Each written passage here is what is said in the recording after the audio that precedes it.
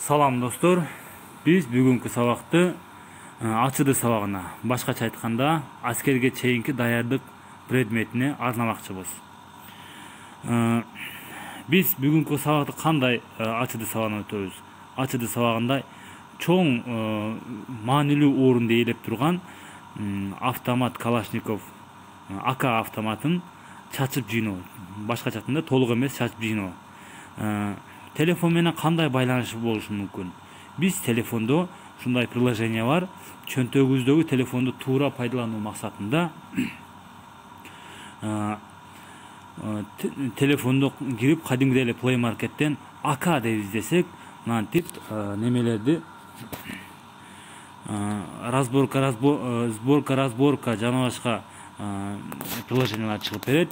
Мен аталган разборка оружия деген приложенияны тандадым. Мында бир эле автомат эмес, бир эле АК автомат эмес, дүйнөдө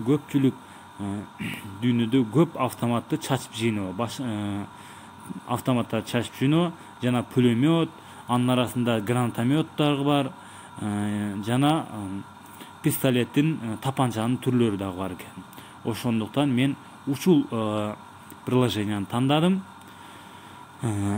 Кадимгидей эле киребиз, кирип тандап алгандан кийин биз баарыбыз билебиз, установка кылышты. Мен азыр Play Market'ке кирип өзүңүздөр көрүп атасыздар, өзүңүздөр көрдүңүздөр кантип мен издедим, кантип мен тандадым. Ошентип установка жүрөт, бир аз күтө турабыз. Азыр эми бизде бардыгыбыздын колубузда телефон болгондуктан бизге бул жат көрүнүш эмес. Бардыгыбыз ушинтип установка кылабыз. Бир аз күтө турабыз.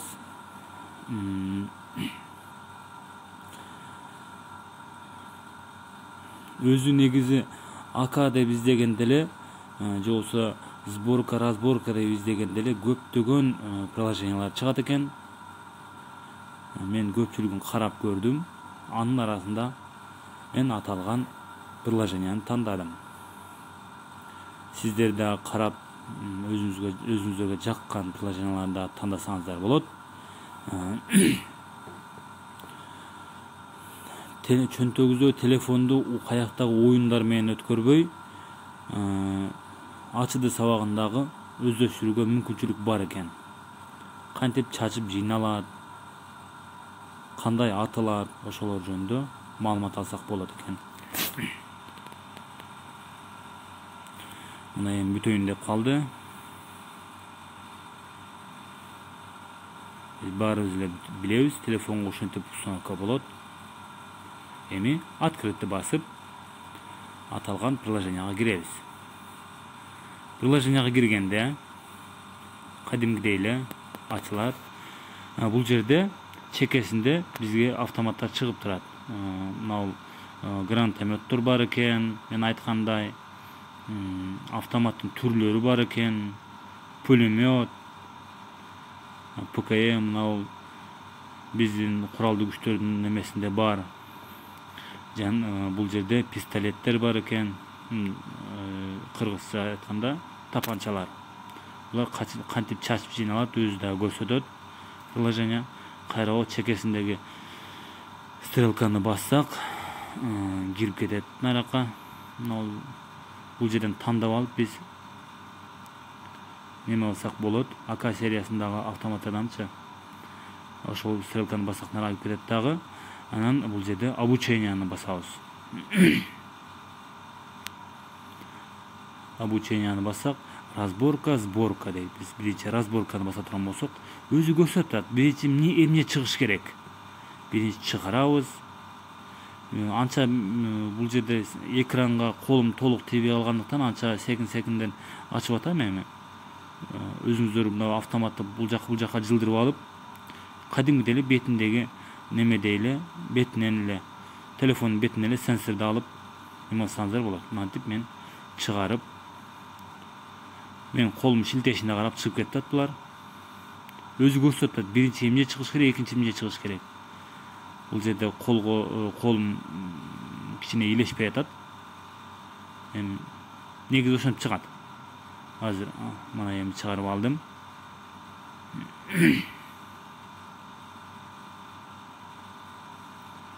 Эмне чыгыш керек экенин да көрсөтүп атат, көрүп турасыздар.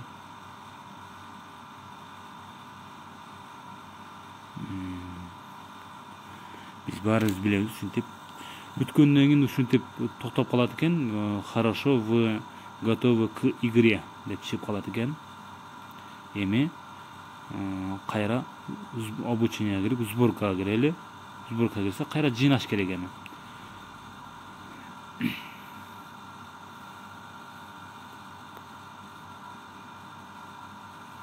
Кайра өзүнүн порядкасында жыйнап,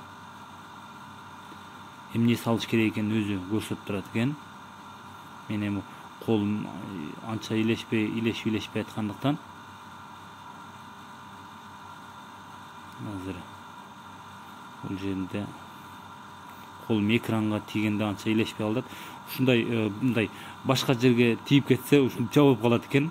Эми мынанда сол жагындагы мына инфо деп турбайбы? Ушул жерде автоматтын мүнөздөмөсү канчанчы жылы чыккан, кийин канчанчы жыл кайра модернизация болгон, жаңыланып чыккан мүнөздөмөсү, бардык мүнөздөмөсү. Мисалы үчүн биринчи атылгандагы огу канча метрге кетет, баягы мелжөөнүн эффективдүүлүгү 400 метр мисалы, убойный сила деп коет. Эми баягы бул деген сөз 1,5 километрдеги адам душманды өлтүрөт. Жана ок 3 километрге барып түшөт атылгандан кийин деген сыяктуу ушул сол жагында мына инфо дегендин алдында маалыматтар бар. Биз эми билебиз, орусча баардыгыбыз түшүнөбүз деп ойлойм. Ошо менен биз түшүнүп алсак болот. Бул жерде башка пистолеттер дагы бар, мына тапанчалар. Биз дүйнөдөгү көпчүлүк пистолеттин тапанчанын немеси бар. Бизге эң немеси, маалымы, бизге таанышы ПМ, пистолет Макаров. Бул дагы адаттагыдай эле обученияга кирип, сборкасын неме кылып, көрүп алсак болот. Буну мен алдым азыр. Кантип чыгарыш керек экенин эми азыр колума илешпей атат, чынын айтканда. Экран кичинекей болуп атабы? Жакындаштырып алсаңыздар болот сиздер. Кантип чыгарыш керек өзү көрсөтүп турат, кантип чачып жыйналат. Биз ушундан көрүп туруп чачып жыйнап алсак болот да негизичи. Так, эми пружинасын алабыз.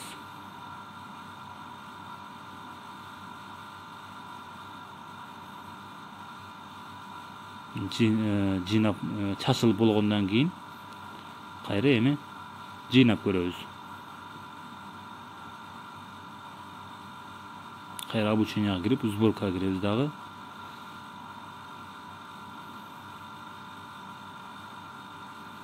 Ушинтип кээде неме болуп калат экен.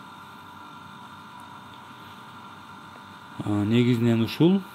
Мунун дагы сол жакта инфо дегенин алдында бул жөнүндө маалыматтар жайгашкан, баарын көрсөңүздөр болот. Бунун дагы октун атуу күчү канча метрде душманды өлтүрүүгө, жок кылууга арналган. Ушинтип биз туура пайдалансак болот. Көңүл бурганыңыздарга рахмат. Мен ойлойм пайдалуу болду деп. Саламатта калыңыздар.